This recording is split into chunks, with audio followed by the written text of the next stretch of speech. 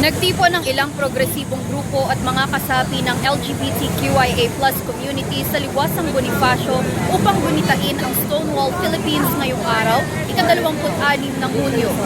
Ang Stonewall Philippines ay isang alyansa para sa karapatan ng LGBTQIA+ community na may kalakip na taunang militanteng Pride event. Ginugunita nito ang Stonewall Manila na unang ginanap noong ika-26 ng Hunyo taong 1994 na kinilala bilang kauna-unahang Pride March sa buong Asya. Kabilang sa kanilang mga panawagan ang pagsugpo sa korupsyon ng Administrasyong Marcos Jr., pagtanggal ng value-added tax at ang pagpapatigil sa Olongapo Solar Power Project na kamakailan lang ay umani ng batikos mula sa publiko.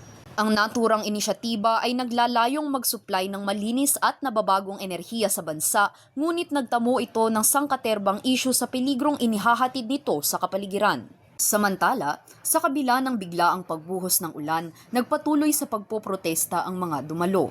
Nagkaroon din ng ilang mga pagtatanghal mula sa grupong Sining Lila gaya ng makabuluhang pagsayaw sa kanilang awiting Babaylan upang hikayatin ang mga kababaihan na patuloy na makibaka laban sa mga talamak na suliraning dinaranas nila at ng bansa. Sa paggunita sa kasaysayan ng pakikibaka ng LGBTQIA+ community, muling binigyang diin ng mga nagtipon ang kahalagahan ng pagtataguyod ng mga karapatan, pananagutan at panlipunang katarungan.